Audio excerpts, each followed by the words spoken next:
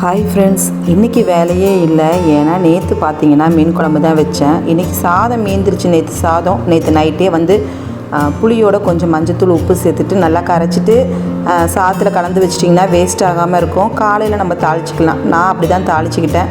கடுகு, கடலைப்பருப்பு, காஞ்ச மிளகாலாம் கிள்ளி போட்டுட்டு பெருங்காயத்தூளும் சேர்த்துட்டு நான் புளியோதரை பொடியை அரைச்சிட்டு நான் அதில் எண்ணெயில் மிக்ஸ் பண்ணிவிட்டு தாளிச்சிக்கிட்டேன். இந்த மாதிரி செஞ்சிங்கன்னா சாதம் வேஸ்ட் ஆகாமல் இருக்கும். நம்ம காலையிலேயே சாப்பிட்றலாம் அப்படின்ட்டு நான் எங்கள் 3 பேருக்குமே சாப்பாடு தான்.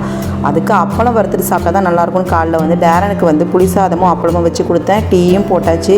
சாதம் மீந்துருச்சுன்னா தண்ணி ஊற்றாமல் இந்த மாதிரி நீங்கள் புளியோதரை நைட்டே கலந்து வச்சிட்டிங்கன்னா புளி கரைச்சிட்டு காலையில் தாளிச்சிக்கலாம். நீங்களும் இந்த மாதிரி ட்ரை பண்ணி பாருங்கள். அடுத்து நான் இன்றைக்கி தான் வீடு க்ளீன் பண்ணுற வேலை பார்த்தாச்சு.